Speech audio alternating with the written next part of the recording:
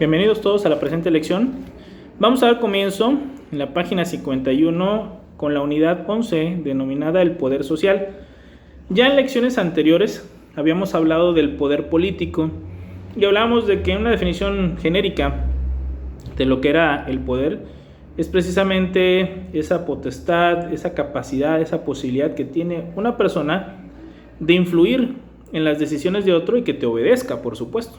Si no te obedece, no hay poder. Entonces, ahí hablamos de forma general del poder, dijimos que el poder es un elemento esencial de lo que va a ser precisamente la política, pero este capítulo en especial se va a centrar en lo que va a ser el poder social, es decir, el poder que va a estar en la gente, en el poder que va a estar en esa comunidad, no necesariamente en el gobernador o en el gobernante, es decir, el que ocupa un cargo público, sino en la sociedad, en los gobernados, en los ciudadanos, en esas comunidades, al grado de que también vamos a ver cómo hasta grupos muy reducidos de personas van a tener poder.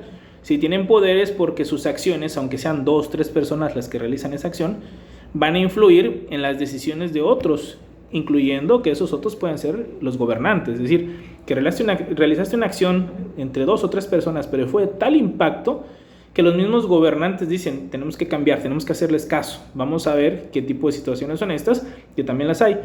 Y aquí es donde vamos a hablar de algo que seguramente a varios de ustedes les ha sucedido, les ha acontecido. Quizá en más de una ocasión ustedes han querido transformar el mundo y dicen, es que el mundo está mal en muchas cosas y yo quisiera hacer algo para cambiarlo. Y a veces no vemos por dónde empezar, o decimos, yo puedo hacer esto, pero quisiéramos que fueran muchas las personas que están a nuestro alrededor que compaginaran y comulgaran con las mismas ideas para poder realmente transformar el mundo. Y en muchas ocasiones caemos en el desánimo porque decimos, no, pues estoy solito, somos muy poquitos, ¿qué podemos hacer?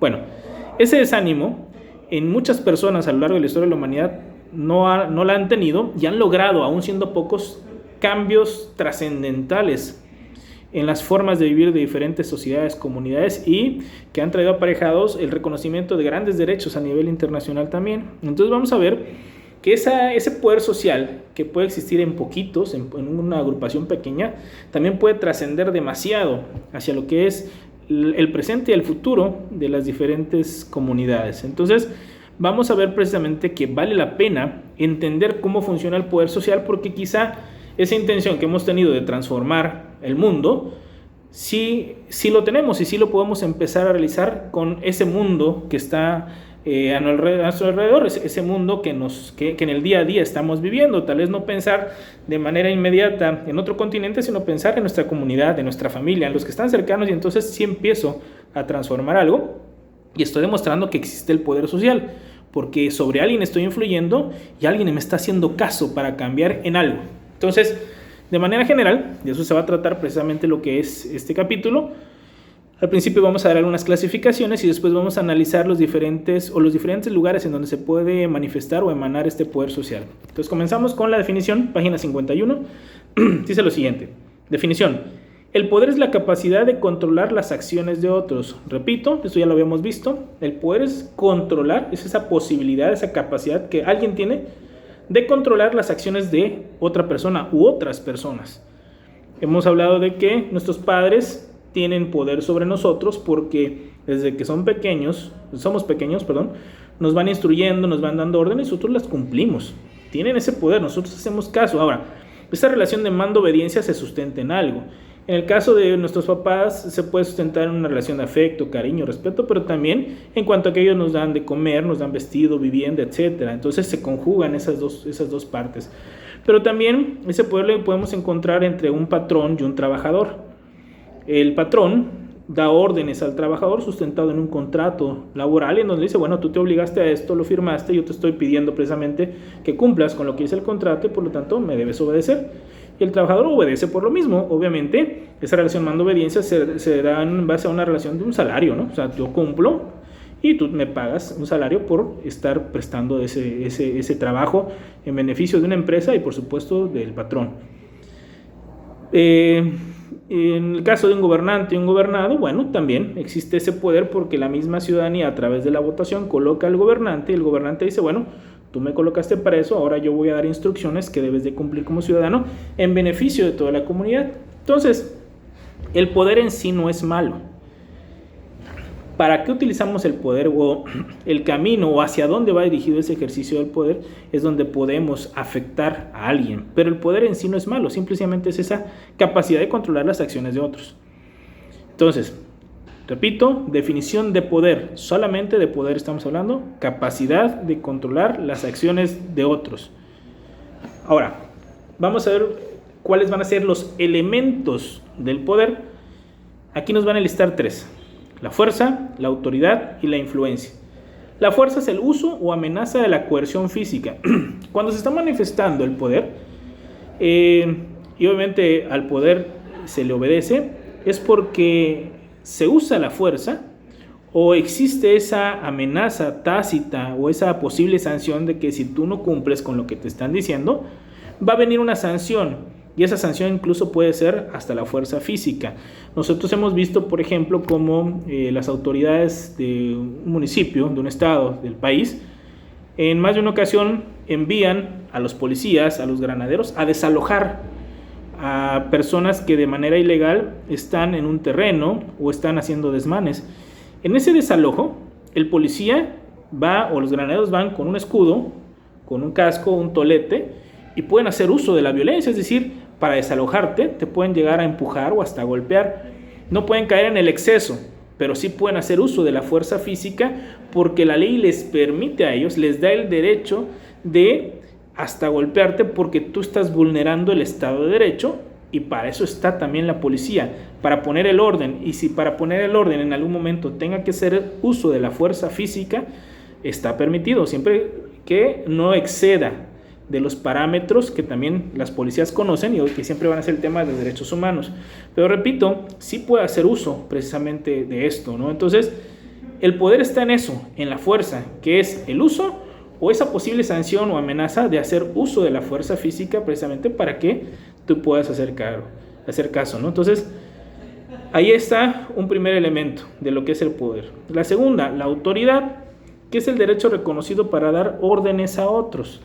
Derecho reconocido para dar órdenes a otros. Yo ahorita les puse ejemplos de un trabajador o patrón, papá e hijos, y así podemos encontrar diferentes relaciones humanas en las que se va a dar este vínculo de mando-obediencia.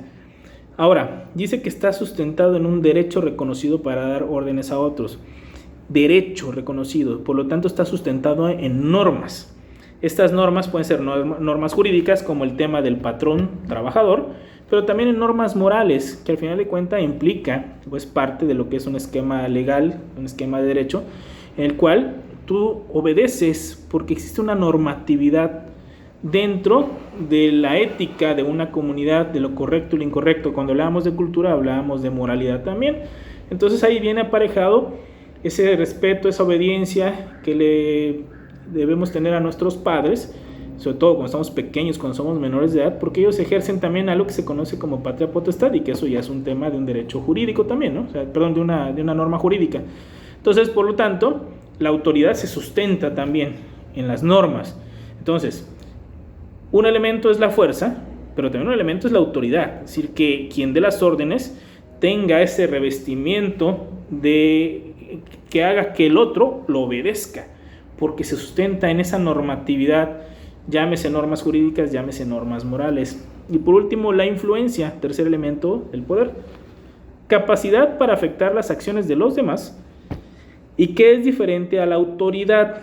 La influencia radica en las calidades personales, como sobre el control que uno posee de las recompensas que otros desean. Bueno, la autoridad se va a sustentar principalmente en el derecho, en la normatividad, pero la influencia se va a sustentar en un tema de influencia personal, de carisma, de respetabilidad, que se va a dar entre quien manda y quien obedece. Por ejemplo, seguramente ustedes han tenido una situación parecida a esta. En más de una ocasión yo he conocido, y puede ser que yo haya estado inmerso en una situación de esta, en la que nosotros tenemos un amigo o amiga, que nosotros consideramos que es digno de hacerle caso en el consejo que él nos da, o ella nos da. Nos dice, ¿sabes qué? Creo que no estás llevando bien tu vida, creo que tendrías que hacer esto. Y esta persona no es mi papá, no es mi jefe, no tiene una autoridad de un cargo para que yo tenga que obedecerlo. Sin embargo, le tengo respeto y le puedo llegar a tener admiración porque es una persona congruente en su actuar y sabe que en ese consejo va aparejado el que quiere hacerme un bien. Y por lo tanto yo le hago caso. Y la próxima vez que me da un consejo, le vuelvo a hacer caso. Y cada que me da un consejo, yo sé que es tan acertado en su criterio de pensamiento y siempre va en pro de que yo pueda mejorar como persona y yo le sigo haciendo caso. Ahí estamos en presencia de la influencia. No es tu jefe, no es tu papá, simplemente es una persona, un amigo al que tú consideras digno de seguir y de hacerle caso. Por lo tanto terminas obedeciéndole, porque al fin de cuentas es obedecerle. Entonces vemos cómo los tres elementos del poder se pueden conjugar, pero quiero que los identifiquemos con fuerza, autoridad e influencia. Lo que viene a continuación es la clasificación de autoridad según Weber. Es un autor clásico sobre estos temas, pero quiero que entendamos algo. No quiero que confundan esta clasificación con la que acabamos de ver. Es una clasificación distinta. Van a haber temas parecidos, pero esta es otra clasificación. Como es una clasificación clásica dentro del esquema de autoridad, es decir, habíamos visto que dentro de los elementos del poder está la autoridad. Aquí vamos a hacer una clasificación solo de autoridad, pero según un autor. Cuando un autor emita una opinión, podemos o no estar de acuerdo con él.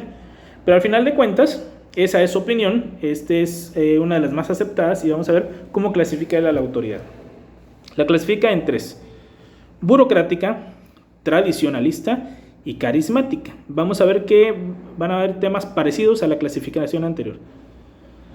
La autoridad burocrática, según Weber, reposa en un cargo formal o en un rango, ejemplo, general, capataz, etc. Es decir, la autoridad burocrática va a ser aquella que tiene la potestad, la capacidad de dar órdenes y de que le obedezcan porque está sustentado en un cargo que puede ser, aquí les hablan de general y capataz, pero yo les hablaría también de,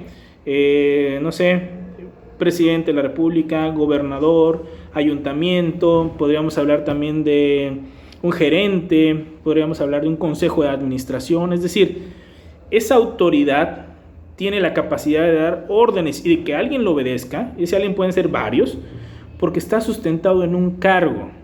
Un patrón en general, cuando firma un contrato, tiene esa autoridad burocrática porque está contemplado en un esquema laboral, en un contrato, en donde se convierte en el patrón de un trabajador.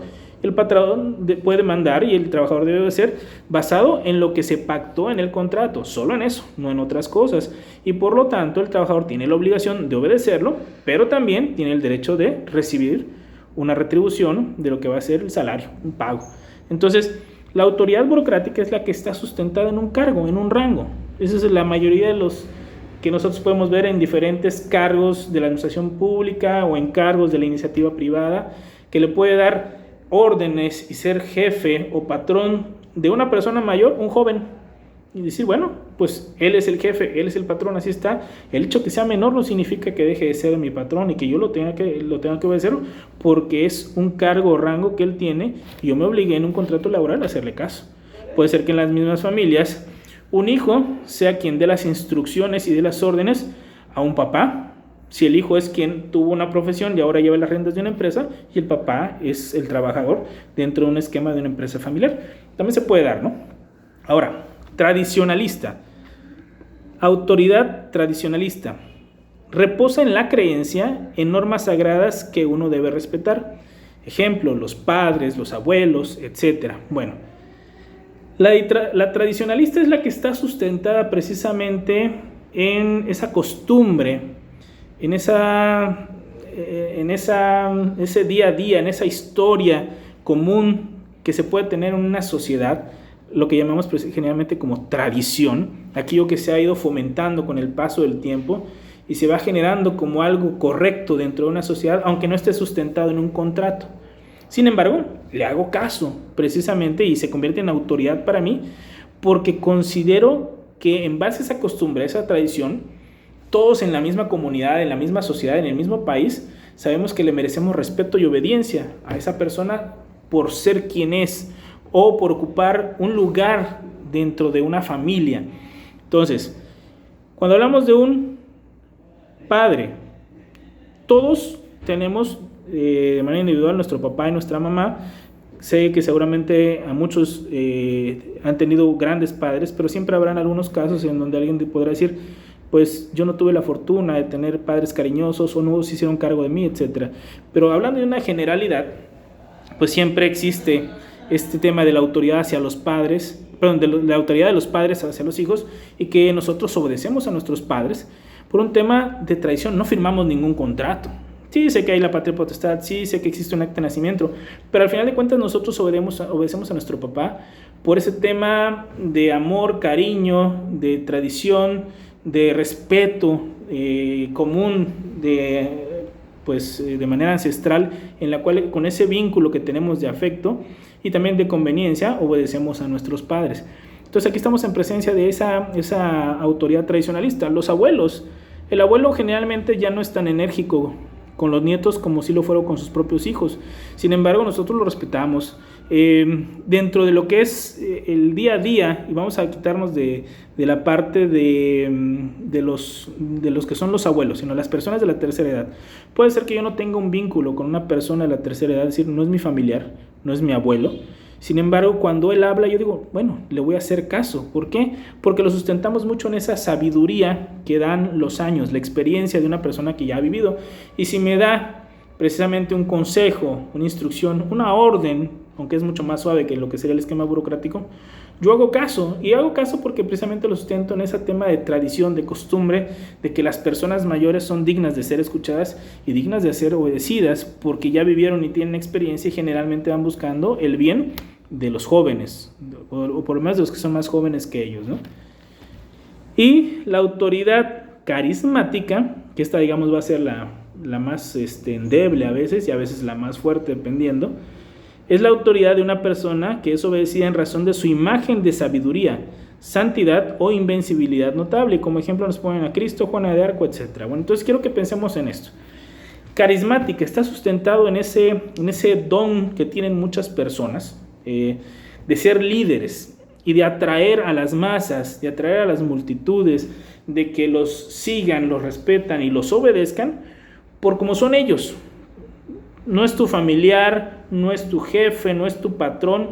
Simplemente ves a una persona, hombre o mujer, que es tan ejemplar o es tan congruente en su forma de actuar en base a lo que dice, en base a lo que vive, que tú dices, generalmente los seres humanos siempre estamos en busca de algo.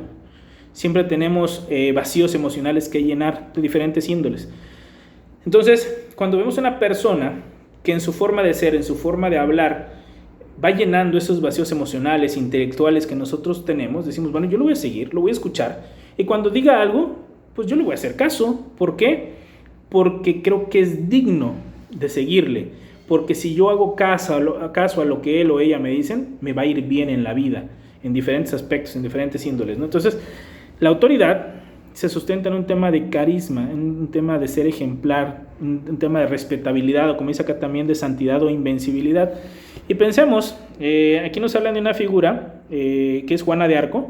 Juana de Arco le tocó en la época de la Francia medieval, si no me equivoco, ser parte de una guerra, pero estábamos en una época totalmente dominada por los hombres en aquella época medieval, y el ejército ni se diga. Sin embargo, ella fue líder de un ejército precisamente francés. Terminan por asesinarla, por matarla, y la terminan quemando, esa es la sentencia que le dan a través de la Inquisición, derivado de las envidias que existían hacia ella. Pero en una época en donde el hombre dominaba todo, y sobre todo el tema del ejército, que una mujer tuviera ese arrastre y ese seguimiento por militares hombres, pues obviamente generó muchas envidias, pero se daba precisamente en base, en el caso específico de ella tenía visiones, que en base a esas visiones iba mostrándoles resultados en el tema militar, y pues obviamente la empezaron a seguir cada vez más y la obedecían, le hacían caso por eso. Aquí nos hablan también de la figura de Cristo, Jesucristo, y aquí vamos a respetar las creencias de todos, los que tienen una religión, los que tienen otra, o los que deciden simplemente decir yo no creo en Dios. Vamos a quitar la parte de divinidad que sabemos que en las religiones cristianas se le dan y se le reconocen a Jesucristo, y vamos a hablar de Jesucristo hombre, el Jesucristo, el personaje histórico. Estamos hablando de un hombre que un poquito promedio de hace 2000 años vivió en Medio Oriente bajo la dominación del Imperio Romano, quizá el imperio más fuerte históricamente hablando, dominador que ha tenido la humanidad, y que en ese esquema él habló a los que lo rodeaban en aquel tiempo de una filosofía que decía en resumen lo siguiente: ama a tu prójimo como a ti mismo y dale al César lo que es del César y a Dios lo que es de Dios, bajo el esquema de culturas, la romana, que era politeísta, es decir, que creía en varios dioses, y la judía monoteísta, en la creencia de un solo Dios. ¿A qué voy con esto? Le explicaba a todos los que vivían bajo el yugo de los romanos, es decir, bajo la dominación romana, que ellos tenían que amar a todos, romanos y no romanos, judíos y no judíos, como si fueran ellos mismos, el respeto a la persona. Hoy le llamaríamos ese respeto a los derechos humanos. Bueno, ahí está sustentado desde hace más de 2000 años. Después ya con la Revolución Francesa surge precisamente el boom de este tema de los derechos humanos, pero está sustentado desde aquella época. Entonces, esta filosofía te dice: ama a tu prójimo como a ti mismo y dale al César lo que es del César, es decir, cumple con tus obligaciones con el Estado, con los judíos y obviamente con quien te domina ahorita, son los romanos. Bueno, pues págale tributo, pero dale a Dios tu espiritualidad, lo que le corresponde a Dios. Entonces, eso en teoría suena bien, pero todos sabemos que llevarlo a la práctica es difícil. Si lo llevamos al terreno de la actualidad, ¿cuántas personas no pagan impuestos? Porque dicen, ¿no? ¿Por qué voy a pagar impuestos si no veo que del gobierno me retribuya y que me pongan calles buenas o que exista salud pública? Bueno, en esa filosofía te dice: cumple con tus obligaciones, pero también cumple con tus obligaciones espirituales. En el caso de Jesucristo decía, bueno, con Dios. Estaba hablando de un tema monoteísta, la creencia en un solo Dios. Pero por otro lado te dice: ama a tus prójimos, respétalos como si fueras tú mismo. Y ese es el principio de una sana convivencia en cualquier parte del mundo. Por lo tanto, la clave no solamente era decirlo, sino cumplirlo. Y en los evangelios, que es la biografía de Jesucristo, nos narran que Jesucristo era congruente entre lo que decía y hacía, es decir, todo lo que iba diciendo lo iba llevando al terreno de los hechos, y eso provocó que lo siguieran las multitudes. Y ahí nos van narrando, ¿no? Nos hablan de miles de personas que lo seguían. Repito, y aquí estoy hablando solamente de la parte humana. Estamos dejando de lado la parte divina, que eso ya cada uno es libre de creerla, ¿no? Pero, repito, a un tipo, a un hombre congruente entre lo que dice y lo que hace, y sobre todo tan drástico en ese pensamiento, pero sobre todo a la hora de ejecutar ese pensamiento en un mundo como en aquel mundo del Imperio Romano, pues imagínense la fuerza, el impacto que tuvo entre las personas que lo conocían, que lo escuchaban, porque decían, bueno, un gran orador, pero esas palabras también las lleva al terreno de los hechos, empezando él por cumplirlas. Entonces, cuando encuentras a un tipo así, por supuesto que tú lo sigues. ¿Cuántos políticos hoy en día no dicen cosas y la gente los sigue porque existe esa esperanza de que pueda venir una transformación, un cambio cuando llega una persona al poder? A lo largo de la historia, dejando de lado a Jesucristo, han habido políticos que generan esperanzas y cuando llegan a ser gobierno o cuando toman las riendas en el poder, cumplen con lo que dijeron y entonces lo siguen. Pero han habido otros que no. Entonces, el tema del carisma se da precisamente en ese don de gentes que tienen muchas personas, pero se va a sustentar principalmente en ese tema de arrastre entre la gente por ser ejemplar, por ese tema de invencibilidad, por un tema de santidad, por un tema de congruencia, de ser ejemplares entre la sociedad, y se le sigue.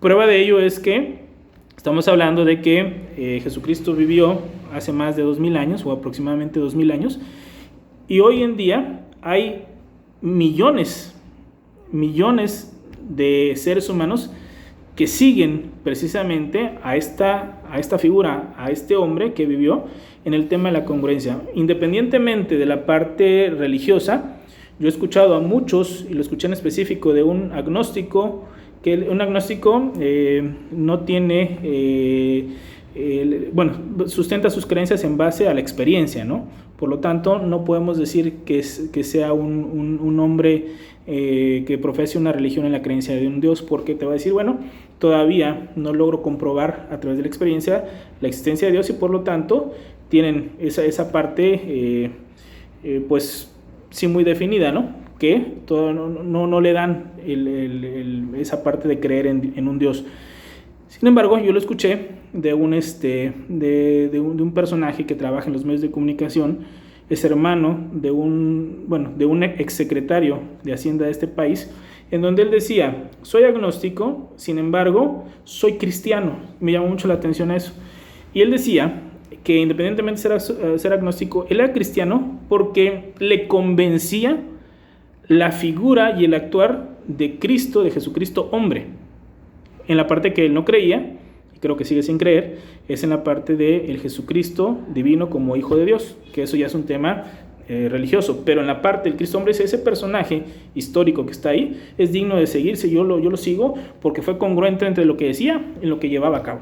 Y por lo tanto, yo no le veo nada mal a eso, al contrario, habla de una armonía social, habla de respeto a las leyes, habla de que tenemos que ser justos, etcétera. Y por lo tanto, yo me considero cristiano, más soy agnóstico. O sea, no, él explicaba su forma, su cosmovisión de la vida en base a eso. Entonces, estamos hablando de que la autoridad carismática se sustenta precisamente en una situación de esta índole. Bueno, ahora, lo que vendrá a continuación, y que ya será tema de la siguiente lección, van a ser algunos lugares o tipos de poder que vamos a encontrar dentro de la sociedad: el poder de la élite, el poder de los grupos organizados, el poder a través de la coerción y disrupción, el poder de las masas desorganizadas, y por último vamos a ver el poder de la ley. Para dar una breve entrada de lo que va a ser el poder de la élite, quiero que analicemos primero. Cuando hablamos de élite, nosotros pensamos en un grupo selecto, en un grupo privilegiado, en un grupo reducido. La élite la consideramos como que son poquitos, que son privilegiados, que son selectos para algo. Por ejemplo, si hablamos de una élite deportiva, nosotros pensamos: ¿quiénes son los mejores deportistas a nivel mundial? Y de inmediato se vienen a nuestra mente los que dominan o son los mejores en los deportes que practican a nivel mundial. Si habláramos, por ejemplo, del básquetbol, está LeBron James. Si habláramos, por ejemplo, del fútbol, hoy en día están Lionel Messi y Cristiano Ronaldo. Si habláramos de la natación, no sé si ya se retiró, pero estaba Michael Phelps, el mayor ganador de medallas olímpicas de oro en la historia. Si hablábamos de atletismo, relativamente hace poco se retiró el que ha corrido los 100 metros en menor tiempo, que es Usain Bolt, y así. Podríamos decir, bueno, ellos son la élite deportiva. Pueden haber miles de futbolistas, miles de basquetbolistas, miles de nadadores, miles de personas que practican el atletismo, pero la élite deportiva, si los que dominan, los que tienen los mejores tiempos o el mejor desempeño en su deporte, los podemos mencionar ahí. Ahí están. Esa es la élite del deporte. Y vamos identificándolo como gente selecta, porque son los mejores en lo que hacen, privilegiados en el aspecto de por ser los mejores, pues obviamente sabemos que tienen privilegios. De entrada son los que ganan más dinero en temas deportivos, mayores patrocinios, etcétera. Pero también vamos a ver que es un grupo reducido. No sobran, no son tantos a nivel mundial. ¿Hemos tenido mexicanos dentro de la élite deportiva? Sí los hemos tenido. Es decir, cuando hemos encontrado mexicanos que son los mejores en el deporte que practican. Hoy en día podríamos analizar quién es el deportista mexicano que es el mejor o está dentro de los mejores que practican ese deporte. Es un poco complejo hoy en día, tal vez, y creo que lo han colocado como el mejor boxeador libra por libra, al Canelo Álvarez. Es algo muy discutido por mucha gente, pero al final de cuentas es un reconocimiento que le han dado los que conocen de box. Yo no soy especialista en box, pero los que conocen lo han colocado ahí. Entonces él está dentro de esa élite deportiva a nivel mundial. Pero alguien que seguramente nadie va a discutir, obviamente aquí tendrán que preguntarlo un poquito más con sus padres en su momento, en temas deportivos de los años 80 y 90 encontramos a 2 o 3 mexicanos que eran o pertenecían a la élite del deporte de aquellos años. Por ejemplo, si hablábamos del boxeo, Julio César Chávez era indiscutido. Al Canelo lo pueden hoy discutir y tendrá pros y contras. A Julio César Chávez, el exboxeador mexicano, nadie podía poner en tela de juicio que era, si no el mejor, uno de los mejores boxeadores de la época, porque recuerden que ahí es por peso. Sin embargo, él subía de peso y ganaba campeonatos y permanecía invicto, no tenía derrotas, ¿no? Hasta ya un poco entrada el final de su carrera fue en que tuvo una que otra derrota. En el fútbol, en su momento estaba Hugo Sánchez, que era, jugaba para el Real Madrid, considerado el mejor equipo del siglo pasado, y él jugaba como el centro delantero que ganó, si no me equivoco, fueron 5 campeonatos de goleo seguidos en España. Es decir, no había un goleador más fuerte que él. Hagan de cuenta que lo que sería Lionel Messi o Cristiano Ronaldo metiendo tantos goles era un mexicano en la Liga Española con el Real Madrid, para que dimensionemos lo que fue Hugo Sánchez en las canchas. En el béisbol existía un pitcher mexicano, jugaba para los Dodgers de Los Ángeles, que se llama, no fallecido, se llama Fernando Valenzuela, igual, que ganó la Serie Mundial con ellos. Y así podemos ir encontrando que la élite es ese grupo selecto de personas, privilegiados en lo que se dedican. Ahorita hablé solamente del esquema de la élite, y hablé, para poner como ejemplo, la élite deportiva. Pero cuando vengamos y aterricemos en la siguiente lección sobre la élite del poder social, nos vamos a dar cuenta que va a haber un grupo que se va a compactar, que van a generar hasta complicidad, para ostentar ese poder y para, en muchos casos, no compartirlo con el resto de la sociedad, y que está precisamente en la cúpula, en la parte alta de la sociedad, ese grupo de privilegiados, ese grupo selecto, ese grupo que está en la que llamamos élite. Generalmente, y la teoría política nos la divide, que está compuesto por 3, y hasta ahí lo voy a dejar. Lo que van a hacer los dirigentes políticos, es decir, los que mandan realmente en la política, no todos los políticos, sino los que llevan las riendas de las decisiones en una sociedad. Los dirigentes económicos, principalmente los dueños de los medios de comunicación. Y por último, lo que van a hacer los dirigentes militares, que van a ser esos generales, esos almirantes que mandan realmente el ejército y que las Fuerzas Armadas les van a hacer caso. En la siguiente lección explicaré cómo estos 3 bloques, a los que la teoría política los define como la parte de la élite del poder social, se compactan por intereses y obviamente no van a compartir el poder. Lo explicaré con algunos ejemplos en la siguiente lección. Ya saben, cualquier duda que puedan tener lo pueden dejar colgado a través del chat y estoy para servirles. Que tengan muy buen día.